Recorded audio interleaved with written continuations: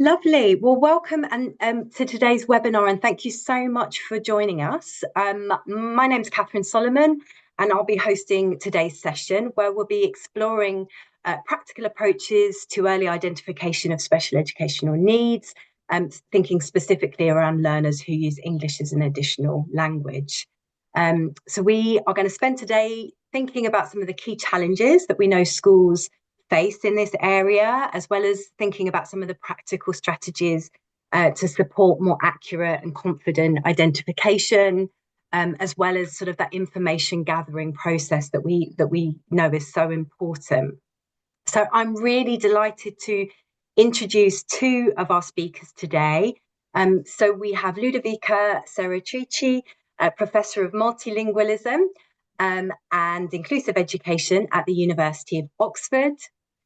We're also joined by Anna Mason, who works as EAL coordinator at Lawnswood High School in Leeds. She's also the co-author of the Foundation's EAL and SEND framework for integrated provision in schools, looking at SEND and EAL. So we're really so pleased to have both of them join us today. In terms of how the session will run, I'm going to give a very brief introduction just to set the context before handing over to each of the speakers. Each speaker will talk for about 15 minutes. And as I said, we will have time at the end for questions. So just a reminder, if you can use the question and answer function to submit your questions, I'm going to be collecting those and kind of collating them, and I'll post them to the speakers at the end. It's a little easier to keep track of them than the chat. Okay, so without further ado, let's get cracking. Okay, so why are we here and why are we speaking about this today? So I think it's an increasingly important conversation. It's one that the foundation sort of very interested in. We get a lot of questions around this. So we know that over 1 in 5 pupils in England now use English as an additional language. We know that multilingual classrooms are very much now the norm across the system. And at the same time, we are seeing kind of significant national reform. There's a real strong focus around inclusion for all at the moment. We're seeing lots of that in all of the kind of government information that's coming out, as well as early identification of SEND and kind of what that means for kind of mainstream education.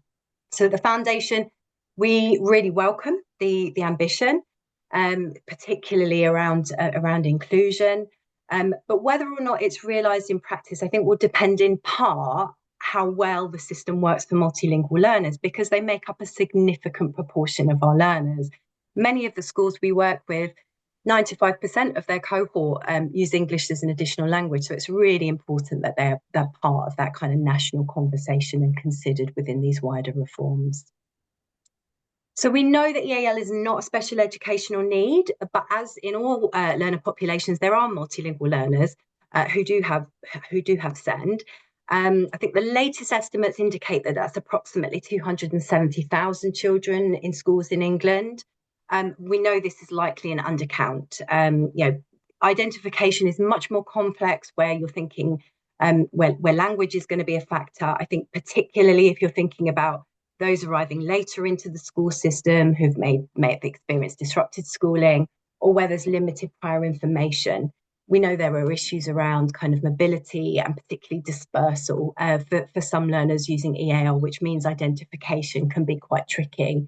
So I think in terms of alongside these numbers, I think there's also a layer of need that's perhaps not entirely visible or identified. So yeah, as we said, EAL is not a special educational need, but for some learners, SEND and EAL do intersect, and distinguishing between these two can be tricky. As I said, this is one of the top areas really that people come to the foundation for kind of advice and guidance on. We know research from the Education Policy Institute shows that pupils recorded as using EAL have lower odds of being identified with SEND than their monolingual peers. This is the same across both primary and secondary. Recent analysis from the National Pupil Database found that having SEND had stronger associations, stronger negative associations with attainment for EAL pupils than they do for monolingual pupils. So it's not just about identification. It's also about the impact that has on outcomes as well. So if needs are missed or if they're misidentified, I think the consequences for learning can be significant, and that's important. So there are a number of reasons why this is difficult in practice. I think many of the assessment tools used in schools are designed for monolingual English speakers. I'm sure some of our speakers will touch upon this today. You don't always get an accurate picture. Home language isn't always assessed. We know that staff lack confidence in being able to distinguish between SEND and language acquisition. And also, schools do report challenges or barriers in being able to engage fully with families. Again, particularly where language might be a barrier, where there are cultural factors at play. We know that SEND can come with some stigma for some families. So schools are kind of navigating all of these things. So it's not about individual practice. I think there's a wider system challenge around all of this.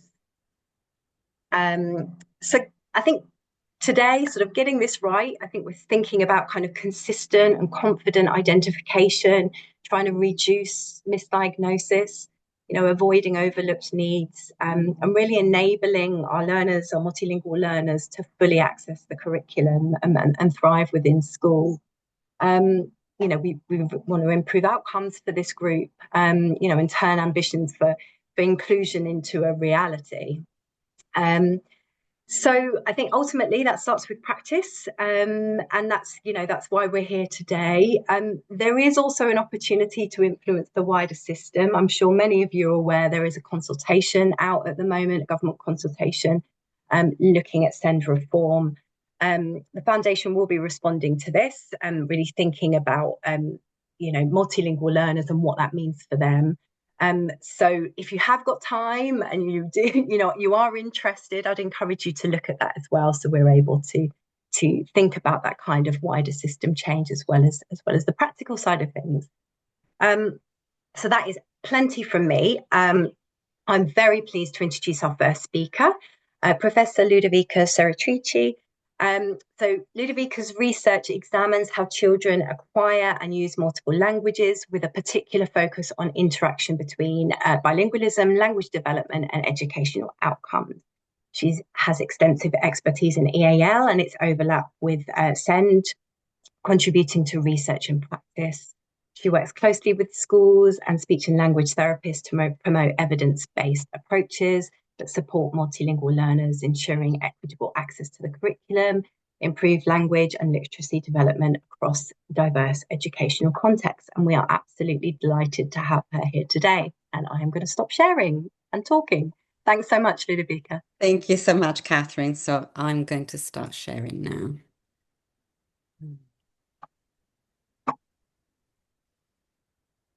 I worked so well early. Okay. Okay, here we go. Okay, I think, can you see? Hello? Yeah, we can see. Thank you. Oh, okay. That's brilliant. Yeah. Okay, sorry, I wasn't quite sure. So That's okay. Okay.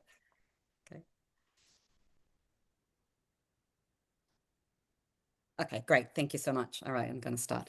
Okay, so thank you so much for the introduction, Catherine. You've already said some of the things that I'm going to start with, which is exactly that multilingual does not cause speech and language or communication needs, but just like monolingual children, multilingual children obviously can have speech and language and communication needs. And this is what I'm going to focus on today, and not just SEND in general, but speech and language and communication needs, including developmental language disorders that I hope some of you will have heard of. If not, I will mention it later.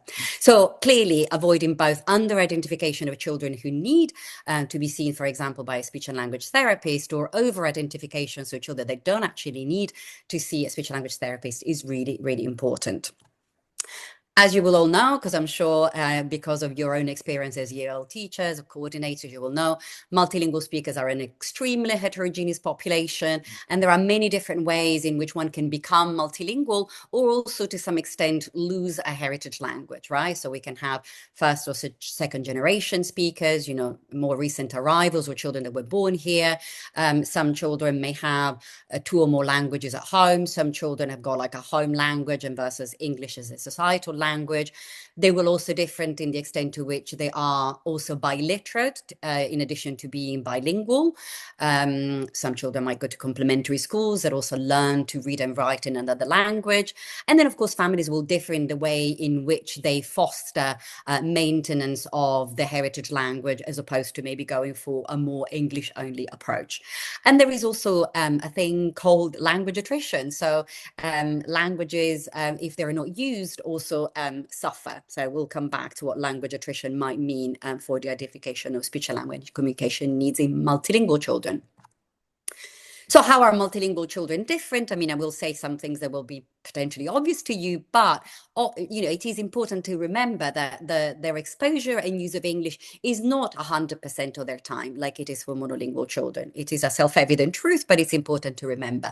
And also their exposure and use of English over time, even for children that were born here, if they are exposed to another language, is not equivalent to their chronological age. So they cannot be exactly the same as a child who's only been exposed to one language. And also their cultural and world knowledge is distributed across multiple languages, different contexts, and this has implication for word learning, for vocabulary, for the kind of inferences they can make based on their background knowledge. And also importantly, knowledge of another language will affect the knowledge of English and may manifest as cross-linguistic influence, which we'll talk about in a second, when it comes to vocabulary, grammar, use of language, and also code switching. And neither cross-linguistic influence or code switching are a sign of a language difficulty. Okay, so cross-linguistic influence, you might have witnessed that in your own children as well. Obviously, as multilingual speakers, all of our languages are always active in our brain to some extent. Now, I'm a speaker of Italian. Obviously, my Italian is suppressed because I know I need to speak only English, but it's always there. So it might come in perhaps in the choice of some words that may not be super appropriate for an English context, or maybe word orders, and so on and so forth. You may have seen, for example, false friends, or children, using library instead of bookshop. This is also a very common, word choice mistake that you might make if you're an Italian speaker. Word order. So, in English, we invert the auxiliary and the subject, but, in some languages, you're just doing a rising intonation, okay, to ask a question. And then, they can omit things like that are obligatory in English, like, articles like the and a, or pronouns like, he or she, or some inflections, on the verb to, mark, for example, past tense, and so on and so forth, depending on what their other language might do. Code switching, so using, parts of words or phrases from two or more languages in the same word, in the same sentence or conversation, what linguists call code switching, is also an integral part of being bilingual. And it is actually not a sign of confusion, but a very sophisticated use of language. So I've got a link here that you might sort of potentially want to have a look at. I have like a whole vlog on why code switching is not a sign of confusion, and it is not a sign of atypical language development. We bilingual adults do it as well, and in a competent way. Again, as I was mentioning earlier, it is important to remember that language knowledge is not static. So changes can happen to the children's first language, okay? So a language that is used in the home, but maybe children are not encouraged or actively discouraged from speaking it, then children can become passive bilinguals. They maybe understand the language, but they don't use it. So it is also important to remember that even a language that is early acquired can stop developing if children don't have the opportunity to hear it and use it. Again, as Catherine was reminding us earlier, multilingual children in England and the UK in general, in mainstream schools, follow a monolingual curriculum and are only assessed in the language of schooling. So, and teachers need to assess and track development in English for all children, regardless of their multilingual background. And the expectations are not particularly calibrated on a multilingual, but on a monolingual sample. But of course, as we've just said, multilingual children, even those who were born here, who have been exposed to English from birth, do not have the same language experience of monolingual children by definition. So a brief mention of a developmental language disorder that I'm hoping some of you may have heard of. If not, I recommend going to the radld.org website, which is a fantastic organization that is really trying to raise awareness about developmental developmental language disorder. And developmental language disorder is a neurodevelopmental disorder that affects, with a genetic component, that affects learning mechanisms that underpin language acquisition and language use. And therefore, if a multilingual child has a developmental language disorder, all languages will be affected. Different linguistic manifestation in different languages. Some things will be similar across languages. So typically a smaller vocabulary, word finding difficulties, shorter sentences, difficulties with complex grammatical structures, but other things will be very specific to the language that we're looking at. So for example, tense is a problem in English, but not in languages like Italian, Spanish, or French. Okay, so the specific language manifestation will be different across different languages. But it is also important to remember, like I said, because it really underpins mechanisms of language learning, sort of these non-linguistic skills will be affected across the board. So things like short-term memory, working memory, processing speed, attention, executive functions, so all those functions that are involved in planning, monitoring, revising, during problem solving, for example. So all of these non-linguistic skills tend to be affected in children with developmental language disorder, regardless of their monolingual, multilingual status. So what can teachers do? So this is where we're getting, finally into some practical things that you can do at your end. So obviously, as teachers, you have a privileged observation point, so to speak, because you see children day in, day out, and you can observe their behavior and change or lack thereof over time. So some of you, I'm sure, will be familiar with the notion of dynamic assessment. So like, for example, testing for a skill or a piece of knowledge, teaching the skill or the piece of knowledge, and then retesting to see how well children learn, as opposed to just, doing a static measurement of their knowledge. But dynamic assessment really looks at learning potential, okay? So when children start from scratch, so to speak, you teach them something. To what extent do they learn it and do they retain it over time, okay? Because children with DLD, regardless of whether they're multilingual or monolingual, have difficulties with this, okay? So this is very important, and this is something that speech and language therapists also do to assessing learning potential. Then the other obvious thing that you can do is ask parents, caregivers about their children's language and literacy environment in all of their languages. And I'm going to talk about a tool, the QBEX questionnaire, that has been co-created with researchers, but also teachers and speech and language therapists to give a better understanding of what the holistic experience of being a multilingual learner is like. So it is very important, at the same time, to remember that it is not your responsibility as teachers, as EAL coordinators, to provide a clinical diagnosis. Okay, so nobody's asking you to diagnose children with anything, really. But at the same time, you are invaluable in the identification of children at risk. So because you have extensive contact with the child, because you can get access to information from caregivers. So the kind of informed and professional judgment that you can give is really instrumental in deciding which children might need more language experience and which children would benefit from referral to a speech and language therapist. And this is where something like the QBEX questionnaire can be really a valuable tool. Okay, so here, as Kathleen said, you will get the recording so you can see the link to our website. So I'm part of a team of researchers from the university. I was previously at the University of Reading. That's when I started this project. The University of Leeds, the University of Radboud in the Netherlands, and the University of Tours in France.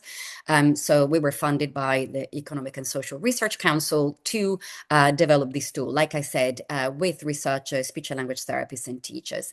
And this is really a tool that allows, in your case, teachers to generate a profile, a bilingual profile of your EAL learners.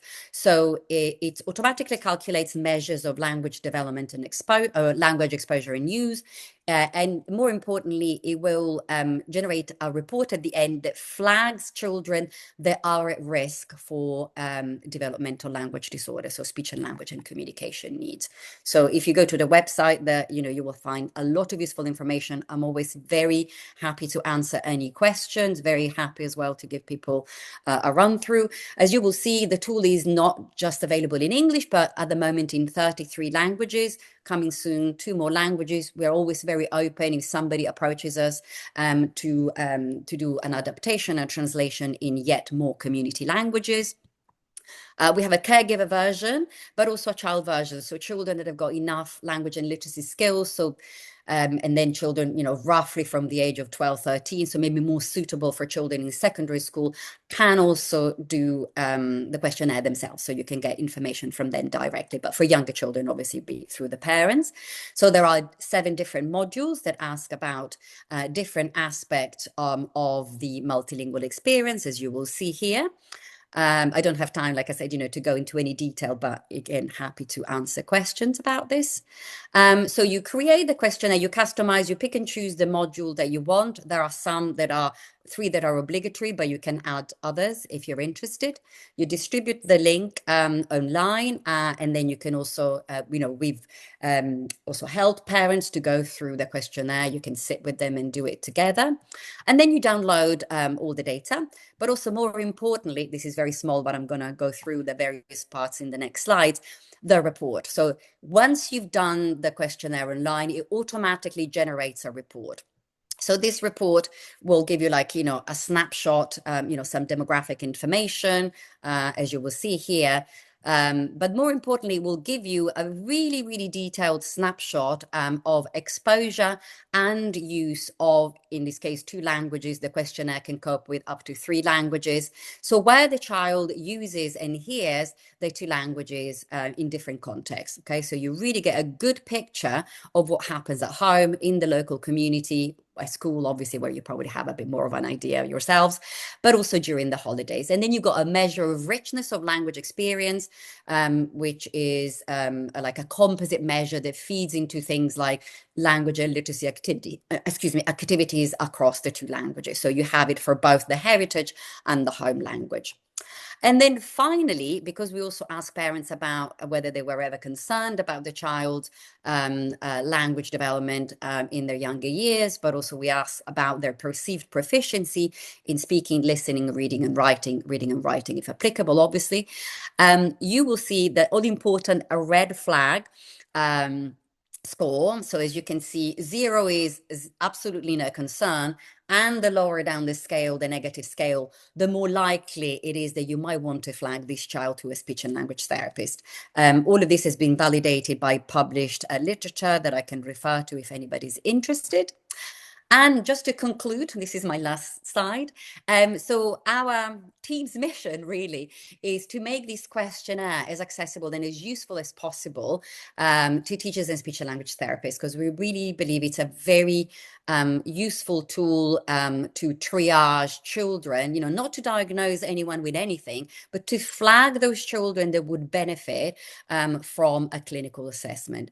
So increasing the uptake in schools to maximize harmonization and the information about multilingual learners, that we also think is very important, because if everybody used the QBEX, we would know exactly what kind of information we have about the individual child, something that can also help in the transition from one school to the other, and ideally also potentially in transition from primary to secondary. So if everybody used this tool, we would know exactly what information we have, and also we would have that all important red flag that might help us in flagging those children that need further assistance, maybe through the help of a speech and language therapist. Okay, I think that was it, and I think I kind of stuck to time. You amazingly stuck to time. That was so impressive. I speak very quickly, so people might want to slow it down and do Thank you so much, Ludovica. That was incredible. And what I have to say, since first looking at the QBEX questionnaire, which I think I did quite a long time ago, it's come such a long way from where it started to where it is now. It's Yeah, so I such think a we're on version 5 or 6. We're always optimizing it to make it shorter, more accessible, more user-friendly. so much more accessible. And I, that information gathering and giving such a kind of richness to this. I know it's something that schools do struggle with. So I think a really, really helpful and useful tool. And thank you so much for sharing it. Thank you. Just a reminder, any questions that you have about any of this, if you can just pop them in the chat, not the chat, the Q&A function as we go in. And we'll post them to both of the speakers at the end. So that is fab. But thank you so much, Ludovica. I'm now going to move on to our next speaker. So we're delighted to welcome Anna Mason. Anna is the EAL coordinator at Lawnswood High School in Leeds, where she leads a department dedicated to welcoming, supporting and integrating students and families newly arrived from other countries. A passionate advocate for inclusion, and a co-authored, as I mentioned earlier, the Foundation's EAL and SEND framework for integrated provision in schools. And she delivers training to trainees through universities, teaching alliances across the region. In addition to her school role, she also works as an EAL consultant and collaborates with organisations supporting refugees and asylum seekers. She is currently a Healing Classrooms champion. We'll flag that at the end. With the International Rescue Committee, and has partnered with Schools of Sanctuary, Erasmus, My Bright Kite on the Freedom of Voice project, promoting the wellbeing and inclusion of young migrants. So thank you so much, Anna, and I'll pass over to you. Okay, just bear with me.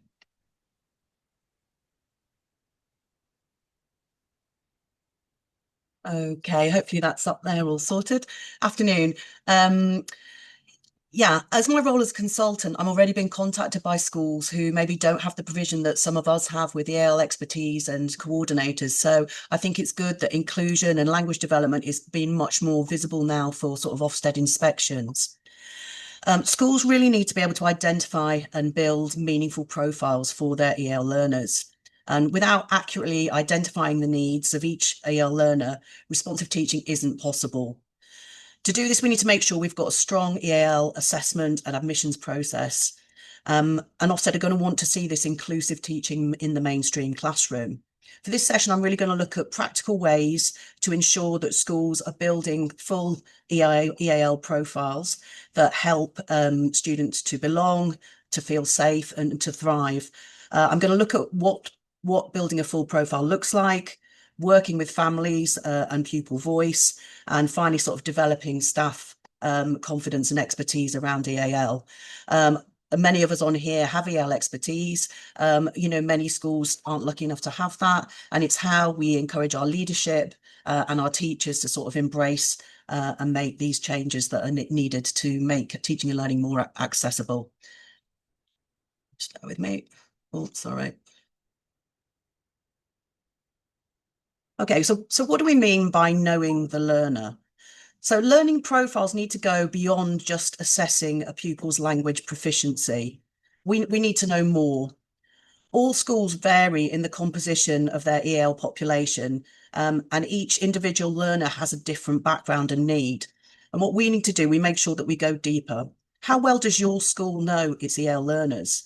What does the identification process look like? And is it accurate and is it timely? We need to move more towards really gathering that information. What prior education have these students have? Where have they come from? What kind of school have they been at? What's their level of literacy like? Are we testing to see, are they able to read and write in their own language, or can they only speak it? It's really important to have an understanding about migration journeys. How have students arrived at your school? Have they come direct from a country? Have they spent time somewhere else? Have they been at different schools along the way? Have they been out of school for a long time? All these things have impacts on the learner, and it really helps us to understand that really difficult thing that we're trying to establish early on. Is there a language need, or is there additional need? Making sure that we look at cognitive strengths, looking again, Catherine talked about the assessments. We know many of the assessments that are carried out in school, are not great for our students, but, there are cognitive tests. Are your schools doing these? Are you taking into account their IQ and ability, not just their English language ability when you're testing? And again, having that social and emotional context, you know, understanding the many issues and problems that some of these students have. It may not be just because they're refugees. It could be because they've left someone in a different country, they've moved, it's a whole new culture. You know, we need to understand these things that may be preventing students from accessing that learning. So I've just kind of flagged here on the right here some of the things to think about. You know, your admissions process, how involved are EAL in that? The data collections, initial assessments, who's doing those? And we're going to look at sort of the learner profile and how that's shared. Just a point for leaderships, if the system isn't built, the knowledge won't be consistent. Do your school systems take EAL pupils into account? And I think regardless of how many numbers of EAL students you have, you know, we need to be aware of the ones that we do have. Are we meeting their needs? What are their needs? Let's take a moment just to look briefly at some of the pitfalls of not building a meaningful profile.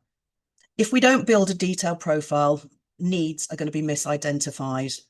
Assessments can be inaccurate, and then staff are going to have low expectations of pupils. We need to know how literate a pupil is in their home language and what their parents have to say about them and their educational background. It's really important to know if they've had support previously in their own country with reading and writing. You know, without being able to ask these questions and communicate with the families and build this picture up, we're limited with what we know. EL pupils will have different educational backgrounds. Again, we need to take that into consideration. We need to know what they've known. How are we establishing, without them speaking English to start off with, what their science knowledge is, how good they are at maths. If EL pupils are going to fall further behind if the correct support's not in place, and this can have a serious impact on their well-being and their confidence as they're trying to settle into schools. If they're sitting in classes where the incorrect support is in place and they're struggling and nobody's helping them. Okay, so what does a strong profile look like? It takes into account these three areas: language and learning, educational background, and personal context. Knowing whether or not an EL learner has had previous support in school is key to identifying possible SEND needs. Understanding their cognitive abilities outside English language is a key indicator of ability.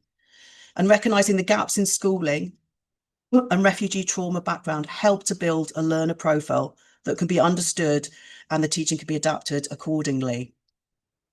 Profiles should be regularly updated and easily available to staff. There's no point you having all your expertise, asking the right questions, getting the right information from the parents and the assessments that you're doing, if that's just being kept somewhere and it isn't being shared with other teaching staff and pastoral staff who will be able to support that student and help them as they settle into school. Okay, this is just an example profile here, just to have a look. And this was drawn up by Provision Map, which is the system that is used in my school by our SEND team for the pupils that have SEND. It gives teachers a brief background. We call them language plans. Where we have an overlap, where we have a student that, you know, has a SEND need and an EAL lead, we would put the predominant need. So this student at the minute is stage M for monitoring, because although EAL is the predominant need, we are still looking, there are things, they're having some sort of an access English class due to the fact that there was no prior schooling and they've arrived in year 7. And there were things when we did the assessments that we thought we just need to kind of have a look at. So this profile would be emailed to all the teaching staff. It gives a background information of when the students arrived in the country, where they've come from, what language they speak, a little bit of personal background, like who's here with the family, whether or not it's a refugee background, where are they from? And then the assessment results from looking at how they're reading and writing and speaking and listening. Again, there's some reading, comprehension, spelling information there on there, and also the CAT scores, which looks at the cognitive ability. The CAT scores are quite good flag for us, because if they are very low, that is something that we would look at and monitor for a potential SEND. And again, if they're very high scores, but we know that the English language is low for the beginning, we make sure that that's not being overlooked. The profiles have areas of strength, what pupils can do, and also needs, like things that they're going to struggle with. I think you know, us as EAL experts have that time to get to know the student and know them well, but we need to kind of pass that information on to the teaching staff. And then we have sort of links to suggested teaching strategies, which are linked to the language proficiency codes, so that any teacher can actually, if they don't have EAL expertise, you know, they've got a starting point of things to go to how to adapt the teaching in the classroom. It's really important, like I say, that these are accessible in a shared area and are highlighted to staff. You can see here, just to the right, on our class chat system, the EAL proficiency code is tagged on there. So staff are aware that that student is a B, early acquisition, and they would know that they would need to look and find the language plan to support them with doing that. Systems and process in school really need to take into account EAL pupils. Is there someone with the expertise involved in your admissions process? It's really important from the person that's ringing up to book the initial meeting. Do they understand that this person might not speak English? Do they know how to sort an interpreter? Are the pastoral team, if they're taking these meetings, do they have an understanding about EAL backgrounds, cultural differences, things like that? Or are you part of that admissions process if it is an EAL student? I think it's really key that whatever your admissions process is, that EAL profiling, you know, how are you doing that? And do you have the right sort of person there with that expertise who can get an interpreter in if it needed? We talked about standardized initial assessments within the first weeks. Again, it's all about over time, but again, we don't want things to go on too long, but we need to kind of get a snapshot of picture. So it's looking at your assessments. You know, what assessments are you doing with your EAL students? You know, are you taking language into account? Who's assessing them? How's that being communicated and passed on? If you think there is an issue and there could be additional needs, you know, what does that working relationship with the SENCO look like, and those conversations when you're deciding on interventions and support for those students? I think it's important to have EAL raised on the data sheets. Again, if you're tracking progress and things, having that visual on there is a reminder that you know, it is a category of group. So other than English, and English is on there along with boys and girls and disadvantaged and SEND pupils. And I think it's great because it can show that you may showing massive progress with those students as well. It's a thing to kind of be good on there. I think it's really key for whole school expectations that they need to be consistent, and there need to be clear systems for recording and sharing that information. And this needs to be something that's done constantly. I think using that graduated approach carefully, that plan, do, review, constantly looking at that and making sure that there's time for those meetings and those things in place to help identify the SEND needs and so that you can adjust what you were doing is really key.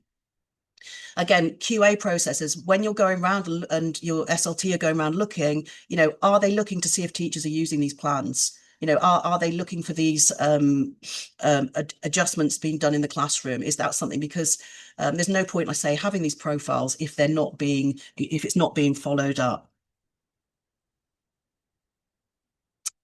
Okay, so just moving on here, working with families and listening to pupils' voice. Okay, this is really key because it ensures that you have the means to understand how your EAL learners are feeling and getting on in school, and it allows you to fully understand their needs. It's really important to have an insight and awareness of any cultural and religious barriers so that staff can be sensitive to the needs. And building sort of open, trusting relationship with families and pupils where they feel safe and valued is going to give you that opportunity where they're going to open up and be honest about their family's needs. If they don't feel confident, if you're not providing them with the means to communicate and to come in, if they don't feel comfortable coming into school, they're unlikely to open up. And I think it's really important that as a schools, you know, we're looking at building these strong partnerships and making it things so that we can have these relationships. It's thinking about how are you contacting your parents? You know, is the website accessible for them? Have you got translations on there? So we're looking here We're moving more from just one-off contact with the parents to just building this ongoing partnership.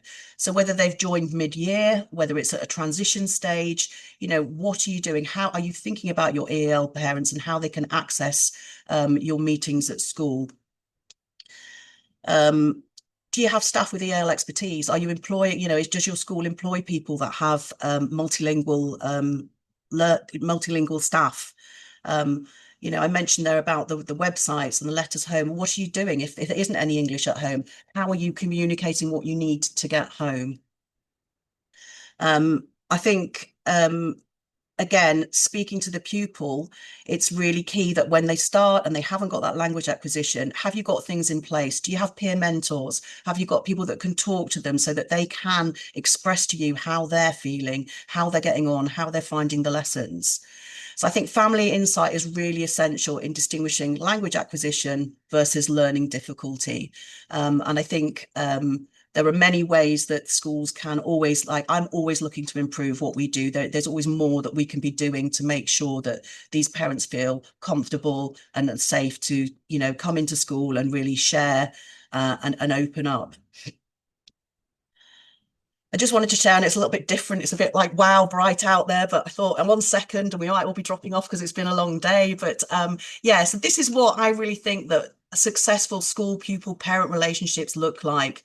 It's the kid who's invited his maths teacher down to come and share Nowruz and try some of the food here. It's students feeling confident to say, we want to celebrate Nigerian New Year. We want to hold an iftar. Can we organize that? Can we sort that? And then families that have just arrived and don't know anyone coming in and being able to share their faith and meet other people and do things. And I think the more that you can encourage your schools to sort of celebrate the different cultures and things that you have, the more successful you will have with those relationships and them understanding the systems. The picture down at the bottom was actually like an English afternoon tea that we did. And I think it works both ways, sharing that culture and that understanding. So you can then have in an informal setting, you can explain the send processes and what happens. And I think then families are far more open to accepting support and things that they might not have had in their own country. Once they know that you understand their culture and they're trying to understand yours, it gives a really good thing.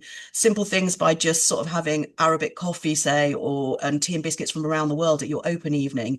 It starts a conversation. It makes parents feel confident and secure, and they then will feel that they are part of their child's education. It's not just your role to educate them, and they're going to be more open and sharing things with you. Okay, so finally, I think this is the really, really key thing here. The core challenge, okay, most teachers are not trained in EAL pedagogy, okay? Coming through now, the younger children, it is coming in more, it is on the thing more, but we still, there are still teachers that aren't confident. I have many experienced teachers that will come to me and say, oh, I've got this child, I'm not sure what to do.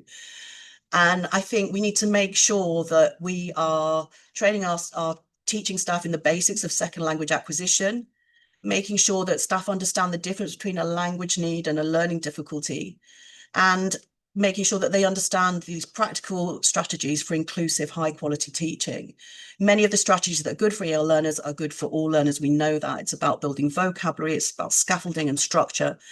And I think teachers also need to understand that, how do they adapt their teaching for those that are in early acquisition and those that are advanced learners? Okay, so it's looking at your CPD, it's looking at your teaching and learning lead.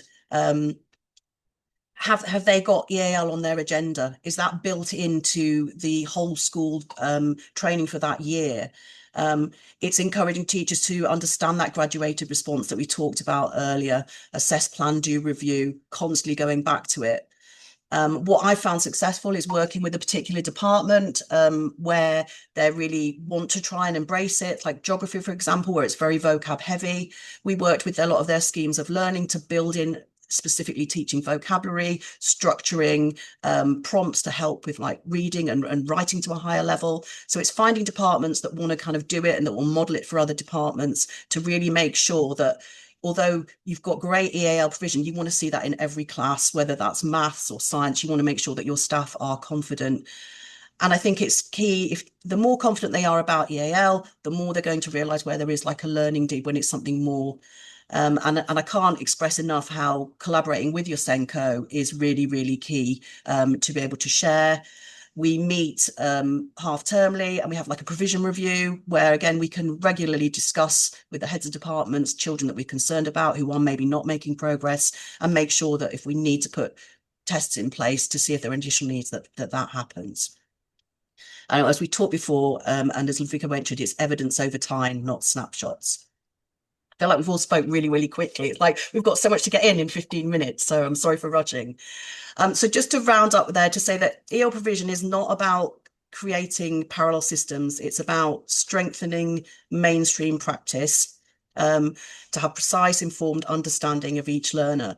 And I think when we truly know our learners, identification is going to improve, provision is going to improve, and outcomes are going to improve. So I just encourage you to go back to your schools and make sure that your SLT are pushing and raising the profile for those EL learners.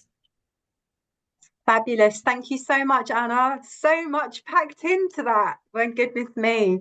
And I mean, I think, you know, in terms of some of the things you mentioned around kind of ease of access to a lot of this, and, you know, like there is, yes, there's obviously, you know, like a need for training, but some of this is kind of procedural and kind of building it into your systems and your processes so it's part and parcel of what people are doing day in and day out.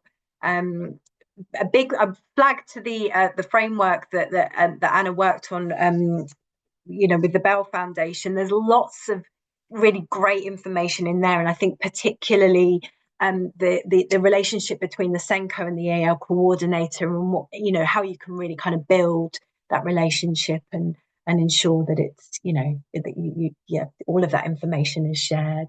So brilliant. Thank you so much, both of you. We've had a fair few questions in, so I'm going to move over to Q&A. So Ludovica, a couple of questions for, which I'll direct at you, and then some as well for Anna. So one of them was it was about Cubex and whether it's free. I've said it's free. It's free, Yes, isn't yes, it? it is free. Yeah, yeah. Brilliant. There was a request for a Dari version. Yeah, so noted. Yeah, I've also noted Debbie's name, so I might be in touch. There was a question around whether the questionnaire is sent out. So if a Cubex is sent out in another language, does it translate back to English on return? How does that work? Yeah, that's an interesting question. You don't need to, because all the answers are, so you will know exactly what, you know, question 15 is, because it'll be exactly the same question in English. The answers are scales or numerical answers, or where parents choose between, like, you know, often, not often, or they're like sliding scales that produce those pie charts that you've seen. So there is no need to translate. So if you send somebody the questionnaire in Urdu, you're gonna get the report in English, but all the answers are, like I said, you know, you don't need to translate them because they're numerical or they're scale, so you know exactly what, and because you know that the number of the question, you will know what the answer was. I mean, what the question was. Yeah, fabulous. I mean, having looked at it and kind of have a look at it, I mean, it is incredibly accessible and intuitive. And as I said, like it's really.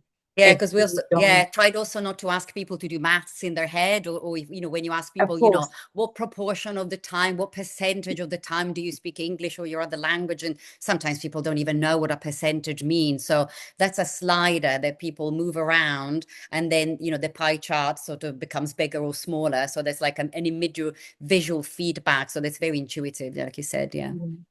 Is there an age range? Somebody's just come in. I think you did no. Yeah, so basically from the age of 2, so when, you know, when children are starting, you know, to maybe consistently sort of produce, to 18, really, sort of that's our bracket.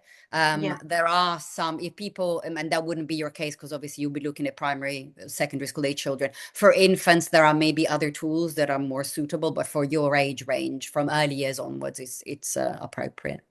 Yeah, fabulous, brilliant. I mean, I think kind of touches a little bit on, Anna, you know, what you were talking about in terms of the accessibility and the, you know, like particularly for kind of time poor, busy practitioners, but, you know, and you know, with parents as well. I think anything that's going to help kind of build that kind of awareness and information that's then shared with with staff, so they know who their learners are. Really, really great. And a couple of questions for you. I was just thinking about, you gave, I mean, your school is so lucky. I mean, it's obviously a really great setup, but I'm just thinking about if people are just starting out and they're new to all of this, perhaps, I don't have an EAL coordinator, or maybe they've just got one, but they're very new to the role. Where would you start with all of this? I think when I started like 20 years ago, they literally just gave me a little sheet of paper with, we think these are EAL. I think always with the data, kind of looking at the school, what's the makeup, and then kind of working from, maybe start with your first intake year, and looking at who are your most needy, things like that, getting sort of some assessments in place, looking at to get the language proficiency code. And again, I think like I say, working with your teaching and learning leads. I've tried to do it from the bottom. It's so much easier when you have that support from the top. And I think start off small and just build it up and look for any opportunity within anything that's going on in school, where you can sort of feed that in and raise the profile for these students. I think just having some place that where they know they can go to as like, you're that face and you're that person, or that's the room that they can just come to, is, that's just a really simple thing that's really, really useful. Absolutely. We've just been doing some filming with some young people, and they spoke about that, knowing that there was somebody and a named person that they could go to, and how valuable that was for them in their school. I was wondering as well about parents. I mean, you talked a lot about kind of parental involvement and that. Any other anything else that you would add to kind of how to kind of maximize parental involvement and parental engagement? And somebody's just popped into one of the questions that it can be really challenging. They've tried kind of school events and sort of things. Any other thoughts? I think it just go from having that first initial meeting. If you can establish from the word go that you're there for them, that you understand them, and you're there to support them, they've bought in already, and they want to kind of then come to things. And I think it's those parents, whether you're doing your transition, when you've got new students starting your school, if you've gone out of your way to have things in they're going to see that they're recognized and feel comfortable and kind of come to it. And I think it's more than just having, it's not just having like one-off events, it's having that whole kind of like whole year thing, is like, this is the school, this is what we do, whether it's a little thing that we're doing to celebrate something in the classroom without parents, or it's a whole big day of culture or whatever. I just think the kids go back home and they talk and they say like, oh, like they've asked me what's going on, like they understand this, I think just having that, getting the parents to kind of, I don't know. And I think if you're involved and you're asking, they want to kind of buy in and be involved. But you're always going to have, I understand it's not, no, don't like every parent comes. Like we have cohorts of parents that it's very difficult to get in. But again, it's then going out into the community. We've kind of put workshops on in the community. If they're not able to come in, go to the local community centre and can you put on a revision session or something? I think the minute that they see that school is, interested in their life and everything else, it makes it, like more of like a partnership. Yeah, absolutely. And I think you were saying in your presentation around having staff that reflects the communities in which you are working and how valuable that can be in terms I think we have several parents that came to do some voluntary work, who then got jobs as teaching assistants, and it's kind of like it's developed, or they come in and do the home language exams, and again it's making it that it is a community. It's not just a place where they just send their child. It's Ludovic, I don't know if there's anything else you would add to that in terms of kind of parents and the value. I'm just thinking in relation to. Yeah, for sure. I mean, I 100% agree with everything that Anna said. And I think sometimes parents think that maybe their heritage language is not useful. What is the point of, their children learning Dari or Pashto? These are two of the languages that have come up in the chat, but it could be any, right? Because again, if you think about, the foreign languages that are valued in our system, for example, in modern foreign languages are like English, English obviously, but, French, German, Spanish, and then you have maybe community language GCSEs. But for example, finally now there is one for Romanian, for example, that is now like the fastest growing, cohort of learners, for example. So it's really instilled that there is an intrinsic value in maintaining a language and passing on the heritage and the culture that is beyond the fact that you can speak it with, I don't know, 10 people or 100 or millions, right? I mean, they will always have English, and I wouldn't, parents don't need to worry about their children learning English to some extent, because they will learn it. It is about sort of maintaining that cultural linguistic heritage that is so important, regardless of how many people speak that language. And if we kind of, we're kind of now preaching to the choir here, because I think we're all sold to this idea. But I think people see the passion, people see through you, people see that if you're authentically valuing whatever language or culture they're coming from, or whether it's a tick box exercise. So all of us who are here at 5 o'clock and after a school day for a reason. So I think people see that, and I think that's so valuable, completely, because when you've got people on board, then you can establish a report, and they'll come along with you. I totally agree with Anna. Yeah, for sure. Well, thank you all so much. I'm mindful of time. We've got a few more minutes until we finish, and I realise we haven't got to all of the questions, so apologies if we didn't get to them. But feel free to always to contact the foundation with any specific questions that you may have. Very quickly, I'm just going to share a few bits and pieces that may be of interest to you before we finish the event today. Let me make sure that I am actually able to. There we go. Hang on, it's gone all the way back. Can I just double check? Are you able to see the slides? Yeah, fab. Okay, where are we? Okay, just to flag a few courses from the foundation that are coming up soon. We have our online 4-week courses. So we've got the last one of the academic year. We've got a leading a whole school strategy course, which will be starting on the 9th of June. And we've also got the courses for the next academic year. They're now up on the website as well. So go and check those out. You can sign up to our newsletter as well. There's a QR code there in case you're interested and you're not already signed up. Also, just to flag, the foundation is holding our first ever conference on the 23rd of June at the University of Birmingham. One of the key themes is EAL and SEND. Anna is actually going to be joining us, so she'll be speaking at the event as well. We're also thinking about opportunities around AI and language education and supporting multilingual learners. And we've got a specific theme as well around late arrivals. We've got some fabulous speakers. As I said, it's the first conference. We're very nervous, and we would love people to join if you're free and you're available. Ludovica, you've given me a couple of links to share. So you've got a day-long event on July the 10th. You've got a lovely flyer there as well.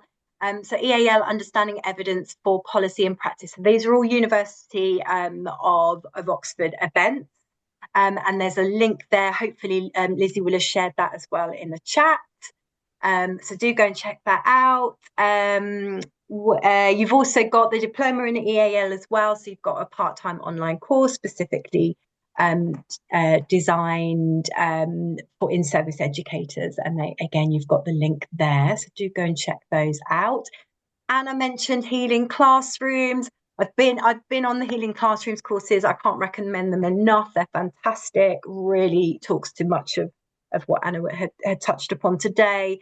I had a look. May courses is full, but it did look like there were a few course spots available in June for the online one. But yeah, go and check that out. As I said, we would love your reflections on the event today. There's a very handy QR code, so you can do it immediately. So any thoughts, any reflections, feedback that you might have, they're really helpful. We really do value it. We do listen. We try and, we really want to be able to put on events that are going to be useful for everybody. that's joining. And that is it. Thank you so much for your time today. It's great to see so many people here. And thank you again to our fabulous speakers. Really just so much useful information. So I'm going to close today, but yeah, enjoy the rest of your day. And thank you so much. Bye-bye. Thank you, everyone. Thanks. Bye.